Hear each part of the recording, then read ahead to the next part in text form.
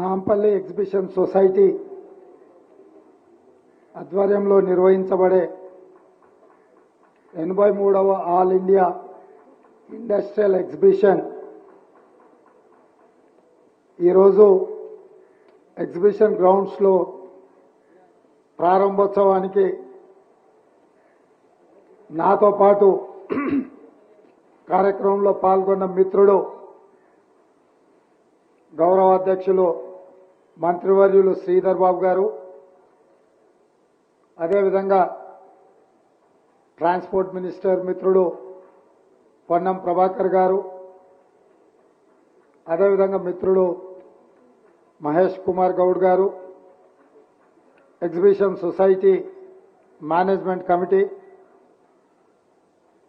అదేవిధంగా ఈ నుమాయిష్ అభిమానులు, కమలా నెహ్రూ పాలిటెక్నిక్ కాలేజ్ విద్యార్థులు, ఇతర మిత్రులందరికీ కూడా నూతన సంవత్సర శుభాకాంక్షలు.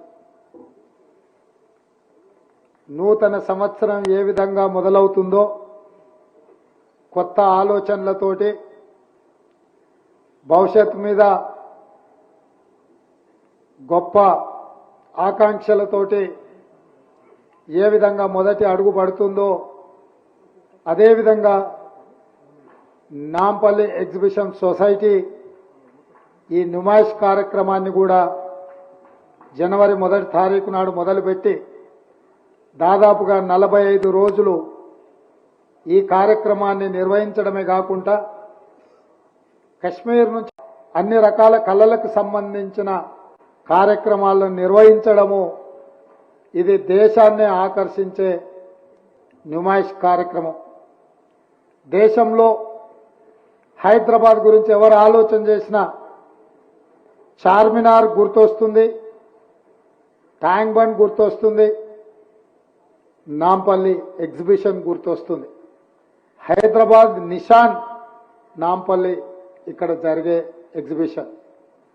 దీని వన్నే తగ్గకుండా ఎన్నో రకాలుగా ప్రపంచంలో సాంకేతిక నైపుణ్యం పెరిగి అభివృద్ధి పదం వైపు నడిపిన హైటెక్స్ లాంటి కొత్త ఎగ్జిబిషన్ సొసైటీస్ వచ్చిన నాంపల్లి ఎగ్జిబిషన్ సొసైటీ యొక్క గుర్తింపు, దీని ప్రాధాన్యత తగ్గకుండా మీరు నిర్వహిస్తున్నందుకు యాజమాన్యం అందరికీ కూడా మనస్ఫూర్తిగా నేను వారికి అభినందనలు తెలియజేస్తున్నా.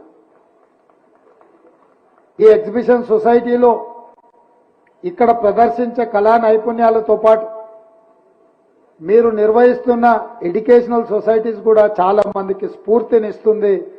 ఈ సమాజానికి మీరు ఎంతో సామాజిక బాధ్యతను నిర్వహిస్తున్నారు. ఇంతకుముందే మా మిత్రుడు మీ గౌరవాధ్యక్షులు శ్రీధర్ బాబు గారితో, మీ వైస్ ప్రెసిడెంట్ గారితో నేను మాట్లాడడం జరిగింది. మీ కమలా నెహ్రూ పాలిటెక్నిక్ కాలేజ్ను మీరెందుకు ఇంజనీరింగ్ కాలేజ్గా అప్గ్రేడ్ చేసుకోరు, మీరు దీన్ని ఇంజనీరింగ్ కాలేజ్ కింద అప్గ్రేడ్ చేయండి, మా వైపు నుంచి ప్రభుత్వం వైపు నుంచి పూర్తిగా మీకు సహకారం అందిస్తాం. గత 10 సంవత్సరాల నుంచి తెలంగాణ రాష్ట్రం వచ్చిన తర్వాత మీ పేరుకపోయిన సమస్యలన్నిటిని కూడా పరిష్కరించడానికి ఈ ప్రభుత్వం సిద్ధంగా ఉన్నదని చెప్పి మీ యాజమాన్యానికి వేదిక మీద నుంచి నేను తెలియజేస్తున్నా.